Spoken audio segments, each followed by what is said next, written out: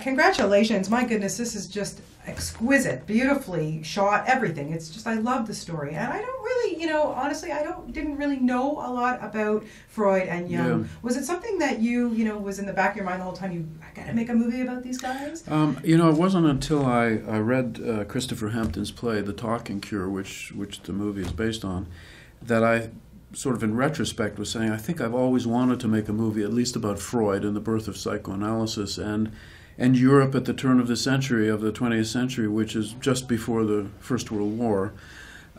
Such a fascinating era, such rich material, for a film.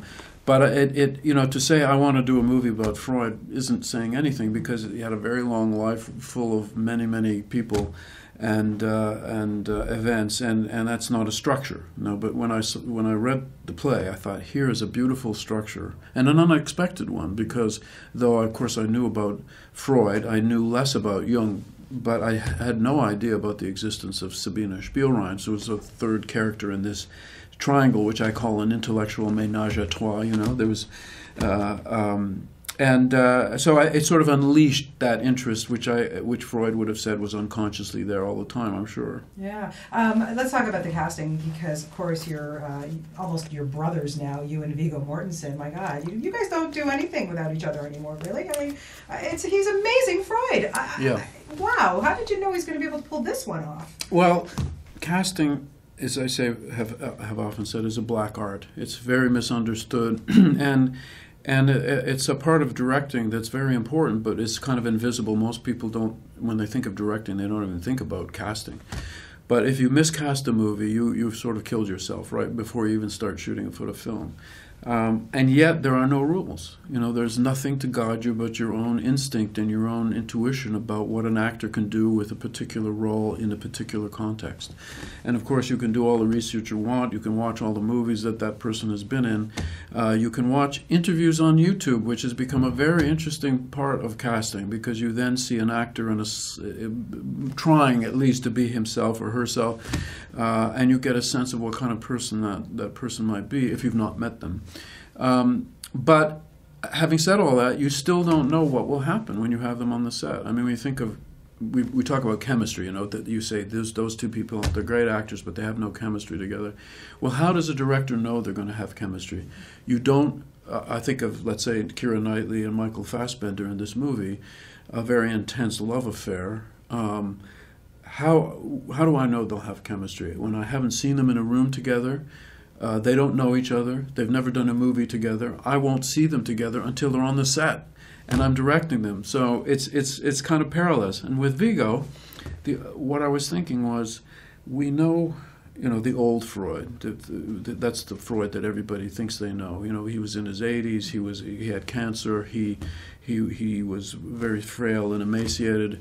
But the Freud in this movie is the age of 50, and he's at the height of his powers, and he's very, as he was described in the era, handsome, masculine, charismatic, seductive, witty, and you sort of think, okay, the normal kind of cliches about casting Freud will not work to deliver that kind of Freud. We want the real Freud. And that's when I started to think, well, Viggo, Viggo could do that. He sure did. And he endured a lot of cigars, Mr. Cronenberg. Yes. There's only one scene in the movie where he's not smoking a cigar. And, of course, this is all a product of our fabulous research, which Viggo does intensely as well. I mean, we exchange a lot of emails with photographs of cigars. I think Freud's cigars were this kind, but you can't get them anymore. But there's this strange, Dominican cigar that's the same shape. That's Viggo's research. He's very intense about it. But Freud smoked 22 cigars a day, every single day of his life, and that's why he got cancer of the jaw. Unbelievable. Okay, Yeah. What impressed you about Fassbender? Because my goodness, he's amazing as Jung. Yeah. And he just wins the best Yes. actor at Venice for Yes. Shame. My Yes. God, Yes. you tapped into a good one there. Yeah, well, Michael, I think in the industry, everybody knew he was an up and coming star. He had done Hunger with Steve McQueen, who also did Shame with him. He'd done Fish Tank. People could see, that Michael was incredibly talented, handsome, rugged, and but really also a fine actor. And so I was lucky to get him when I did. I think before X-Men, which he did after us, because in Shame, which he won, Best Actor at the Venice Film Festival, he plays a contemporary character of his age and so on. In our movie, he plays someone totally unlike himself. He plays a Swiss-German psychologist, very restrained, very formal. It's a beautifully modulated, incredibly subtle performance. Not as flashy perhaps as what he did in Shame, which I haven't seen, but you understand what the story is. But I think of an incredibly fine performance. Yeah, and Keira Knightley, wow, the opening scene with her blew me away. It was painful for me to watch her. It really was. Yeah. She was brilliant. Yeah. Yes. Keira and I, having to deliver the understanding of what this disease of the era called hysteria was. That's where the word hysterical comes from and so on. It was considered a disease of women. The word hysteria means uterus in Greek.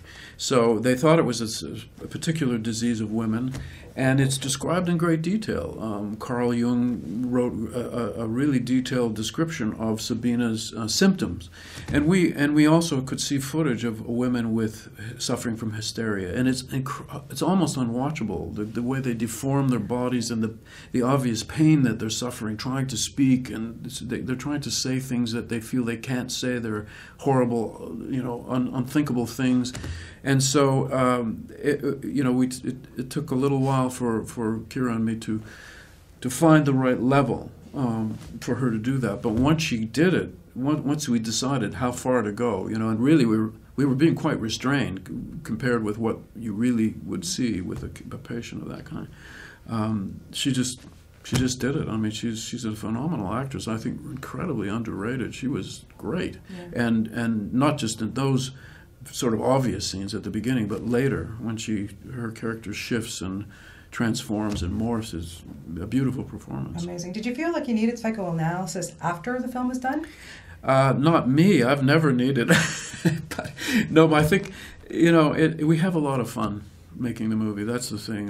It's something that people don't realize, but the element of play, there's that childlike element of play that is involved. After all, you're dressing up in funny clothes and putting on a mustache and pretending to be people you aren't. That is like a kid, So as long as you keep that in that tone on the set, no matter how hard and heavy the material is that you're working with, it can still be a lot of childlike fun, and that's what we had. Okay, very quickly, Cosmopolis. Have you ever worked with the likes of Robert Pattinson before, where girls are trying to, that must have been insane. Well, Viggo's a more mature actor, but he also has his female fans, I've got to say, and I worked with Ralph Fiennes. I've worked with some pretty hot actors, frankly, and even Jeremy Irons at his time.